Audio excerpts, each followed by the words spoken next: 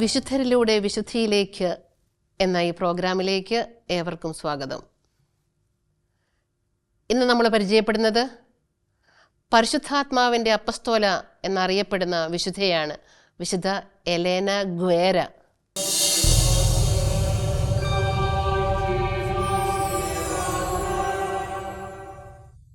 ഇറ്റലിയിലെ ലൂക്കായിലാണ് വിശുദ്ധ ജനിച്ചത്. 1835 ജൂൺ 23. അപ്പൻ അന്റോണിയോ, അമ്മ ഫൗസ്റ്റീന. 6 മക്കളിൽ ഒരുവളായിട്ട് ഇവളിങ്ങനെ വളർന്നു വന്നു. പാരൻസ് സ്നേഹത്തിലും ഭക്തിയിലും മോളെ വളർത്തി. 6 വയസ്സിൽ വിശുദ്ധ കുർബാന സ്വീകരിച്ചു. വിശുദ്ധ കുർബാന സ്വീകരണത്തിന് ശേഷം എല്ലാ ദിവസവും പള്ളിയിൽ പോകും, വിശുദ്ധ കുർബാന കാണും. ദൈവസ്നേഹത്തിൽ അനുദിനം ഇങ്ങനെ വളർന്നു വന്നു. തനിക്ക് എന്തെല്ലാമാണോ നന്മകളുള്ളത് അതെല്ലാം മറ്റുള്ളവർക്ക് പങ്കുവെച്ച് പഠിച്ച് എല്ലാം വളർന്നു. ഒത്തിരിയേറെ കഴിവുകളുള്ള കുട്ടിയായിരുന്നു എലേന ഗ്വേര. എല്ലാ വിഷയങ്ങളും അറിയാമെന്ന് പറയുന്നത്. ആർട്ട് അറിയാം, മ്യൂസിക് അറിയാം, മറ്റ് കലകളറിയാം. എല്ലാ വിഷയങ്ങളും പഠിച്ചു. പഠനത്തിന് പുറമെ, പഠിക്കാനുള്ള വിഷയങ്ങൾക്ക് പുറമെ മറ്റെല്ലാ വിഷയങ്ങളിലും കലകളിലും എല്ലാം പ്രാവീണ്യം നേടി. 10-22 വയസ്സുള്ളപ്പോൾ ഒരു വലിയ രോഗം പിടിപെട്ടു. 1955 1955 ആ നാടുകളിൽ മുഴുവൻ കോളറ പിടിപെട്ടിരുന്ന കാലഘട്ടമാണ്. അപ്പം മറ്റുള്ളവരെ ശുശ്രൂഷിക്കുവാനുള്ള ഒരു നല്ല മനസ്സ് എലേന ഗ്വേരയ്ക്കുണ്ട്. ഈ കോളറ പിടിപെട്ടപ്പോൾ പാരൻസൊക്കെ എതിർത്തുവെങ്കിലും മുന്നിട്ടിറങ്ങി എല്ലാവരെയും ഒക്കെ ശുശ്രൂഷിച്ചു. 1957 എലേന ഗ്വേരയ്ക്ക് ഒരു വലിയ അസുഖം പിടിപെട്ടു. 55 മുതൽ 64 വരെ ബെഡ് റിഡൺ ആയിരുന്നു. മുറിയിൽ നിന്ന് പുറത്തേക്കാൻ പോകാൻ പറ്റിയില്ല, ബെഡിൽ നിന്ന് എഴുന്നേക്കാൻ പറ്റിയില്ല എന്ന് പറയുന്നത്. നോക്കണം, പക്ഷേ എല്ലാ നെഗറ്റീവ് സാഹചര്യങ്ങളെയും പോസിറ്റീവാക്കി എടുക്കാനുള്ള ഒരു വലിയ കഴിവ് അവളിലുണ്ട്. അന്ന് കിടന്ന് അവൾ ചെയ്തത് ബൈബിൾ വായിച്ചു, ബൈബിൾ പഠിച്ചു, സഭാചരിത്രങ്ങൾ പഠിച്ചു, സഭാപിതാക്കന്മാരുടെ എഴുത്തുകൾ വായിച്ചു, ലേഖനങ്ങൾ വായിച്ചു, ബുക്കുകൾ വായിച്ചു.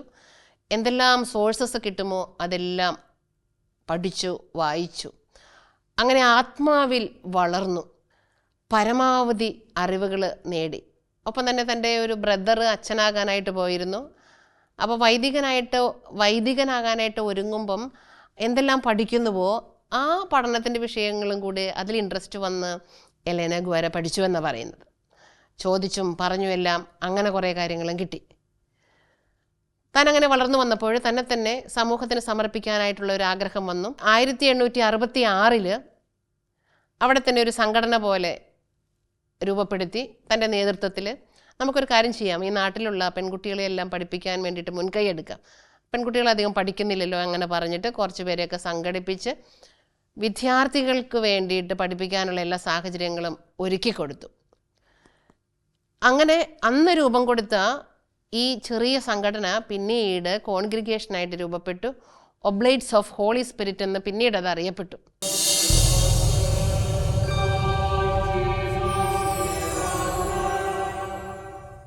1870 റോമിലേക്ക് അപ്പൻ്റെ ഒപ്പം ഒരു തീർത്ഥയാത്രയ്ക്ക് പോയി. അന്ന് പിയൂസ് 9 പാപ്പയാണ് അവിടെ മാർപ്പാപ്പയായിരുന്നത്. 1-ാം വത്തിക്കാൻ കൗൺസിൽ നടക്കുന്ന കാലഘട്ടം കൂടിയായിരുന്നു. ജനങ്ങൾക്കും കൂടി ഇതിനകത്ത് പങ്കെടുക്കാമായിരുന്നു. അപ്പം ജനങ്ങൾക്കുള്ള സെഷൻ വെച്ചപ്പോൾ പങ്കെടുക്കാനുള്ള ഒരു അവസരം എലേന ഗ്വേരയ്ക്ക് ലഭിച്ചു. അപ്പം അതിലിങ്ങനെ പങ്കെടുത്തുകൊണ്ടിരിക്കുക, എല്ലാ ടോക്കുകളിലും ഇങ്ങനെ ഇവർക്കുള്ള സെഷനിൽ പങ്കെടുത്തുകൊണ്ടിരിക്കുക. അപ്പം അറിയാതെ തൻ്റെ ഉള്ളിലൊരു ആത്മാവ് ജ്വലിക്കുന്നത് പോലെ അനുഭവപ്പെട്ടു. ഞാൻ എന്ത് ചെയ്യണം കർത്താവേ, ഞാൻ എന്ത് ചെയ്യണം എന്ന് ചോദിക്കുന്നത് പോലെ തൻ്റെ ആത്മാവിൽ ഉള്ളിൽ നിന്ന് ഉണർന്നുകൊണ്ട് ആ സെഷനിൽ, ജനങ്ങൾക്ക് വേണ്ടിയുള്ള ആ സെഷനിൽ ആത്മാർത്ഥമായിട്ട് പങ്കെടുത്തു. തൻ്റെ ഉള്ളിൽ പ്രത്യേകമായ എന്തോ ഒരു അഭിഷേകം നിറയുന്നത് പോലെയും തന്നെ ഒരു ദൗത്യത്തിനായിട്ട് വിളിക്കുന്നത് പോലെയും ഉള്ളിൻ്റെ ഉള്ളിൽ അനുഭവപ്പെട്ടു. പരിശുദ്ധാത്മാവ് തന്നെ പ്രചോദിപ്പിക്കുന്നു. പരിശുദ്ധാത്മാവിനോടുള്ള ഒരു സ്നേഹം ഉള്ളിൽ ഉണരുന്നു. 1885 പിന്നീട് അടുത്ത പ്രാവശ്യം റോമിലേക്ക് പോകാനായിട്ട് അവസരം കിട്ടിയപ്പോൾ ലിയോ 13 മാർപ്പാപ്പയുമായിട്ടൊന്ന് പരിചയപ്പെട്ടു. എങ്ങനെയോ ദൈവത്തിൻ്റെ പ്രത്യേകമായിട്ടുള്ള കൃപാകടാക്ഷം കൊണ്ട് അവരുമായിട്ടുള്ള ഒരു കണക്ഷനും കൂടി പറ്റി. പിന്നീട് മാർപ്പാപ്പമാർ പറയുന്നത് ലിയോ 13 മാർപ്പാപ്പയുടെയും പിയൂസ് 9 മാർപ്പാപ്പയുടെയും എല്ലാം ഒരു സുഹൃത്തായിരുന്നു എലേന ഗുവേര എന്നാണ്.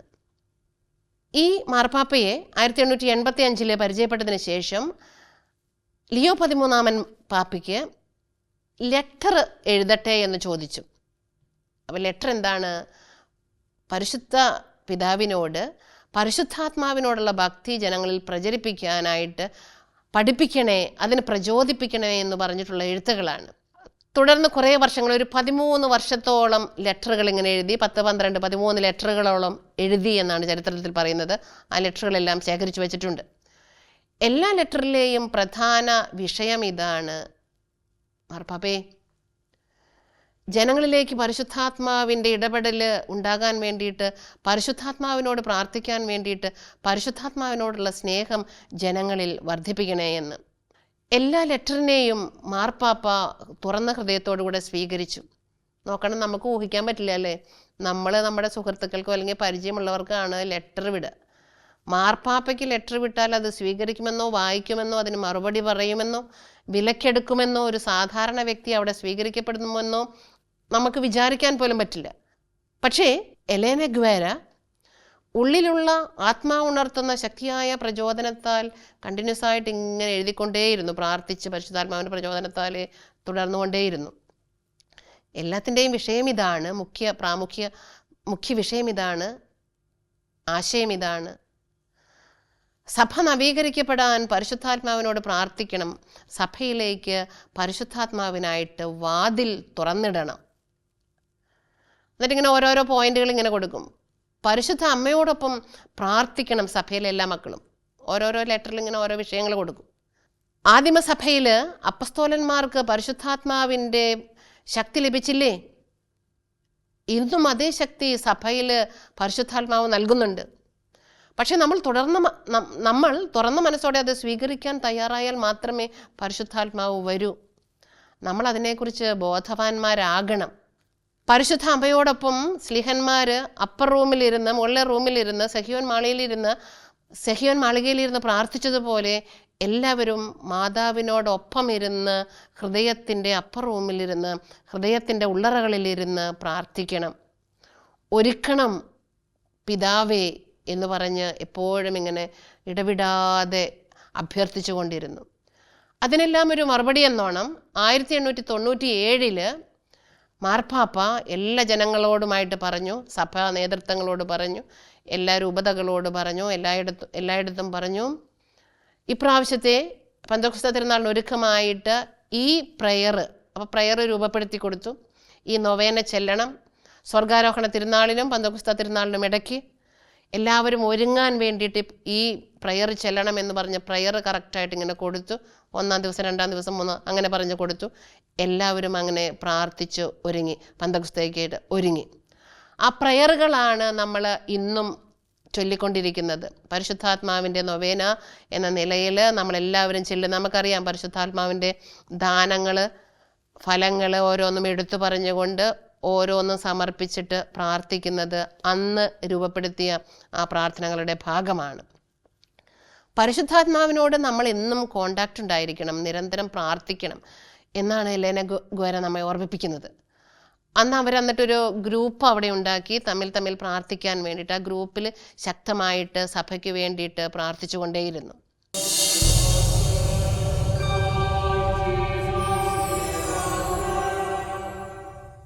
പരിശുദ്ധാത്മാവിനാൽ സഭ നവീകരിക്കപ്പെടണമെന്നും പരിശുദ്ധാത്മാവ് എല്ലാവരുടെയും ഹൃദയത്തെ തുറക്കണമെന്നും പരിശുദ്ധാത്മാവിന് വേണ്ടി സഭയെ തുറന്നിടണമെന്നും എപ്പോഴും ഉദ്ബോധിപ്പിക്കുന്നു.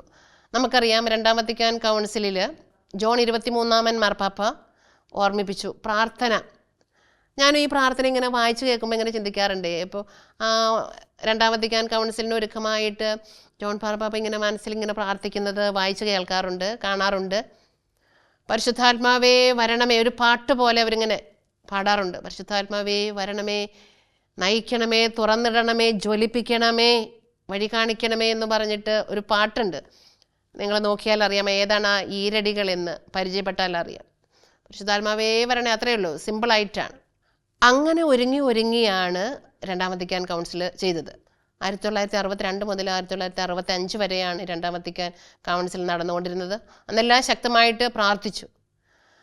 അന്നെല്ലാം രണ്ടാം വത്തിക്കാൻ കൗൺസിലിൻ്റെ വലിയ ശക്തമായ പ്രബോധനങ്ങളും കാര്യങ്ങളും ജനങ്ങൾക്ക് ഉൾക്കൊള്ളുവാൻ വിഷമം വന്ന ആ കാലഘട്ടത്തിലും ആ അവസരത്തിലും പരിശുദ്ധാത്മാവാണ് എല്ലാവരെയും നയിച്ച് ശക്തിപ്പെടുത്തിയതും വഴി തുറന്നതും പുതിയ പുതിയ മേഖലകളിലേക്ക് ഓരോരുത്തരെയും എടുത്തു വെച്ചതും.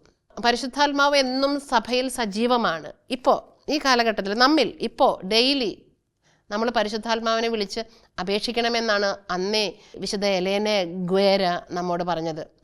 പരിശുദ്ധാത്മാവിനോട് നാം എന്നും പ്രാർത്ഥിക്കണം, പ്രബുദ്ധരാക്കപ്പെടണം, പ്രചോദിക്കപ്പെടണം, എന്നും പുതിയ അഭിഷേകത്താൽ നിറയണം. നമുക്കറിയാം പരിശുദ്ധാത്മാവിനാൽ സ്നാനം സ്വീകരിക്കണം, baptism in the Holy Spirit. ഈ കാലഘട്ടത്തിലൊക്കെ എല്ലായിടത്തും ചിന്തിക്കുന്ന ഒരു വിഷയമാണ് baptism in the Holy Spirit. അതെന്താണെന്ന് യഥാർത്ഥമായിട്ട് അറിയാത്തവർ അത് തെറ്റായിട്ട് ചിന്തിക്കപ്പെടുകയും തെറ്റായിട്ട് വ്യാഖ്യാനിക്കുകയും തെറ്റായിട്ട് വിചാരിക്കുകയും ചെയ്യുന്ന ഒരു വിഷയം കൂടിയാണ്. പക്ഷേ baptism in the Holy Spirit എന്ന് പറഞ്ഞാൽ നമ്മളെല്ലാവരും എപ്പോഴും പരിശുദ്ധാത്മാവിനെ വിളിച്ച് പരിശുദ്ധാത്മാവിനാൽ നവീകരിക്കപ്പെട്ട് ബാപ്റ്റിസത്തിൽ നമുക്ക് ലഭിച്ച അതേ തീക്ഷ്ണത എപ്പോഴും നമ്മിൽ ജ്വലിക്കണമെന്നാണ് നമ്മെ ഇത് പഠിപ്പിക്കുക. വിശുദ്ധയായ എലേന ഗ്വേര പഠിപ്പിച്ച വലിയ കാര്യങ്ങൾ സഭയിൽ എന്നും തുടർന്നു വന്നു. നമുക്കറിയാം, നമ്മൾ കരിസ്മാറ്റിക് എന്നാണ് 100 വർഷമായി മൊത്തത്തിൽ കരിസ്മാറ്റിക് വന്നിട്ട്. അത് കേരളത്തിൽ തന്നെ വന്നിട്ട് 50 വർഷമായി. ഈ കരിസ്മാറ്റിക് ഈ അടുത്ത കാലത്ത് 1973 പാറ്റി എന്ന് പറയുന്ന ഒരു വിദേശ വനിത അവിടെ നിന്നാണ് തുടങ്ങിയത്. ഇറ്റാലിയ പ്രദേശങ്ങളിൽ ഒരു കോളേജിൽ പഠിച്ചുകൊണ്ടിരുന്നപ്പോൾ അവിടെ പരിശുദ്ധാത്മാവ് ശക്തമായിട്ട് പ്രവർത്തിച്ചത് നമ്മൾ വായിക്കുന്നുണ്ട്. ആ പാറ്റി എന്ന് പറയുന്ന ആ വ്യക്തി എലേന ഗൗരയെ വളരെയധികം ബഹുമാനിക്കുകയും ആ വിശുദ്ധയിൽ കണ്ടിരിക്കുന്ന കാര്യങ്ങൾ തൻ്റെ ജീവിതത്തിലേക്ക് പകർത്തുകയും ചെയ്ത വ്യക്തിയാണ്. എലേന ഗ്വേര പരിശുദ്ധാത്മാവിനെക്കുറിച്ച് പറഞ്ഞിരിക്കുന്ന കാര്യങ്ങളെല്ലാം പാറ്റി എന്ന് പറഞ്ഞ അന്നത്തെ ആ യുവതി 1973 ആ യുവതി അതെല്ലാം വായിച്ച് ശക്തിപ്പെട്ടു, പരസ്പരം കൊടുത്തു. പരിശുദ്ധാത്മാവിൻ്റെ പ്രവർത്തനത്തിന് വേണ്ടി സഭയിലേക്ക് വാതിൽ തുറന്നു കൊടുത്ത ഒരു വിശുദ്ധയായ വ്യക്തിയാണ് വിശുദ്ധ എലേന ഗ്വേര. ആ വിശുദ്ധയുടെ പഠനങ്ങൾ നമുക്ക് സ്വീകരിക്കണമെന്ന് പറഞ്ഞ് പങ്കുവെച്ച വ്യക്തിയാണ് പാറ്റി. ഈ പാറ്റിയെക്കുറിച്ച് ഞാനിങ്ങനെ പറയാൻ കാരണം ഈ കാലഘട്ടത്തിൽ മുഴുവൻ ചർച്ച ചെയ്യപ്പെട്ട സഭയിൽ വളരെ പ്രാമുഖ്യം കണ്ട ഒരു വ്യക്തിയാണ്. പാറ്റിയെക്കുറിച്ച് ഞാൻ പറയാൻ കാരണം ഒരിടയ്ക്ക് ഞാൻ വായിച്ച വായനകളിലെല്ലാം ഈ പരിശുദ്ധാത്മാവിൻ്റെ പ്രവർത്തനം എങ്ങനെയാണെന്ന് അറിയാൻ വേണ്ടി നോക്കിയപ്പോൾ ഈ വ്യക്തിയുടെ കണ്ടു. വിശുദ്ധ എലേന ഗ്വേര പറയുന്നത് പോലെ ഇവർ അപ്പസ്തോല പ്രവർത്തനങ്ങൾ വായിച്ച് പരിശുദ്ധ അമ്മയോടൊപ്പം അവരിരുന്ന ക്ലാസ് റൂമിൽ ഇങ്ങനെ ശക്തമായിട്ടിരുന്നപ്പോൾ കുറച്ച് കഴിഞ്ഞപ്പോഴാണ് ആ ഗ്രൂപ്പിലേക്ക് ഇവരുടെ എല്ലാം മധ്യസ്ഥം വഹിച്ചിട്ടുണ്ട്. അപ്പോൾ അവർ മധ്യസ്ഥം വഹിച്ചത് വിശുദ്ധ എലേന ഗ്വേരയുടെയാണ്. അപ്പോൾ ആ ഗ്രൂപ്പിലേക്ക് ശക്തമായ പരിശുദ്ധാത്മാവിൻ്റെ അഭിഷേകം വന്നു. എല്ലാവരും ഇന്ന് കരിസ്മാറ്റിക്കിൽ പഠിക്കുകയും പ്രയോഗിക്കുകയും പരിശീലിക്കുകയും അഭിഷേകം പ്രാപിക്കുകയും ചെയ്യുന്ന വരദാനങ്ങൾ അന്ന് സ്വർഗത്തിൽ നിന്ന് അവിടേക്ക് വന്നു. അപ്പോൾ ഈ വ്യക്തിയും പറഞ്ഞത് നമ്മെ പഠിപ്പിച്ച വിശുദ്ധ വ്യക്തിത്വങ്ങൾ സഭയിലുണ്ട്, നമ്മളത് ഏറ്റെടുക്കണം, നമ്മളത് പ്രവർത്തിക്കണമെന്നാണ്. വിശുദ്ധ എലേന ഗ്വേരയുടെ ഓരോ പഠനങ്ങളും സഭയിൽ എന്നും നിലനിന്നുകൊണ്ടേയിരുന്നു. എല്ലാ മാർപ്പാപ്പന്മാരും പറഞ്ഞു നമ്മൾ എപ്പോഴും പരിശുദ്ധാത്മാവിൻ്റെ പ്രവർത്തനത്തിനായിട്ട് വാതിൽ തുറന്നു കൊടുക്കണം. പ്രിയപ്പെട്ടവരെ, വിശുദ്ധ എലേന ഗ്വേര തൻ്റെ 75-ാമത്തെ വയസ്സിൽ തൻ്റെ ദൗത്യം പൂർത്തിയാക്കി 1814 ഏപ്രിൽ 11 തൻ്റെ ആത്മാവിനെ ദൈവസന്നിധിയിലേക്ക് സമർപ്പിക്കുകയാണ്.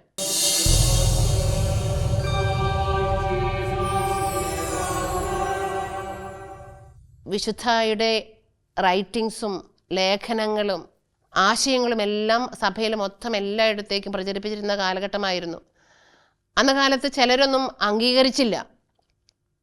ചിലർ പറഞ്ഞു അത്രയ്ക്കൊന്നും വേണ്ട, നമുക്കൊരു ഓർഡിനറി പോലെ പോയാൽ മതി, പരിശുദ്ധാത്മാവ് തന്നെയല്ലേ പ്രവർത്തിക്കുന്നത്, ഇനി പ്രത്യേകിച്ച് എന്തിനാണ് പ്രാർത്ഥിക്കുന്നതെന്നൊക്കെ കുറേ പേര് ചോദിച്ചു.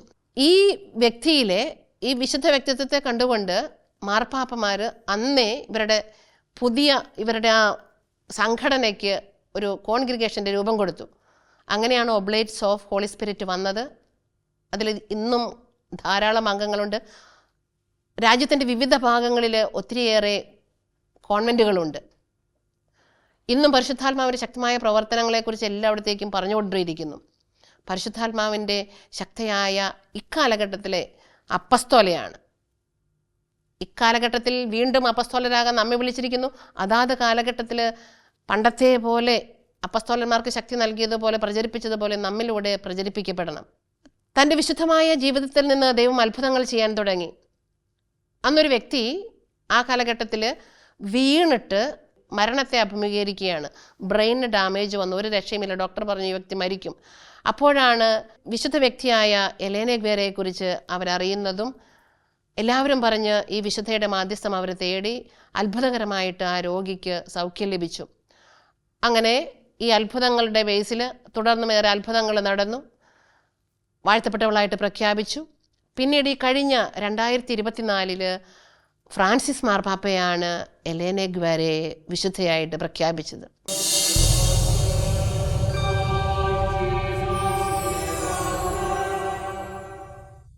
നമ്മളിപ്പോൾ കേട്ടുകൊണ്ടിരിക്കുന്നത് പരിശുദ്ധാത്മാവിനെ കുറിച്ച് പ്രചരിപ്പിക്കണമെന്ന് പരിശുദ്ധാത്മാവിൻ്റെ അപ്പസ്തോലയായിട്ട് പ്രവർത്തിച്ച വിശുദ്ധ എലേന ഗ്വേര നമ്മോട് പറയുന്നത് എന്താണെന്നാണ്. കൊച്ചു ജീവിതം നന്മ ചെയ്ത് സ്നേഹിച്ച് ജീവിച്ചു. പരിശുദ്ധാത്മാവിനെ കുറിച്ച് പറഞ്ഞു, പരിശുദ്ധാത്മാവിനെ വിളിക്കണമെന്ന് പറഞ്ഞു. നമുക്കറിയാം, നമ്മൾ എന്നും പരിശുദ്ധാത്മാവിനെ വിളിക്കുന്നു, എപ്പോഴും പരിശുദ്ധാത്മാവിനെ വിളിക്കുന്നു. പരിശുദ്ധാത്മാവിൻ്റെ ചൈതന്യത്താൽ നമ്മൾ നയിക്കപ്പെടുന്നു. നമുക്ക് പരിശുദ്ധാത്മാവിനോട് പ്രാർത്ഥിക്കാം. പരിശുദ്ധാത്മാവേ, എന്നെ പ്രചോദിപ്പിക്കണമേ, എന്നിൽ വരണമേ, എന്നെ പ്രകാശിപ്പിക്കണമേ, ഞാൻ ചെയ്യേണ്ടതെന്തെന്ന് എന്നെ പഠിപ്പിക്കണമേ, എല്ലാ വരദാനങ്ങൾ കൊണ്ട് എന്നെ നിറയ്ക്കണമേ, അനുദിന ജീവിതത്തെ പ്രബുദ്ധമാക്കണമേ. നമ്മുടെ എല്ലാവരുടെയും കുടുംബങ്ങൾ പരിശുദ്ധാത്മാവിനാൽ നിറയട്ടെ. എല്ലാവരും പരിശുദ്ധാത്മാവിനാൽ പ്രബുദ്ധരാക്കപ്പെടട്ടെ. വിശുദ്ധ എലേന ഗ്വേരയുടെ വലിയ മധ്യസ്ഥം നമ്മുടെ നിയോഗങ്ങളിൽ ഉണ്ടാകട്ടെ. പരിശുദ്ധാത്മാവ് നമ്മിൽ നിറയാൻ വിശുദ്ധയും സ്വർഗത്തിലിരുന്ന് നമുക്ക് വേണ്ടി മധ്യസ്ഥം വഹിക്കട്ടെ. എല്ലാവർക്കും പരിശുദ്ധാത്മാവിൻ്റെ എല്ലാ വരദാന ഫലങ്ങളും ആശംസിച്ചുകൊണ്ട് നന്ദി.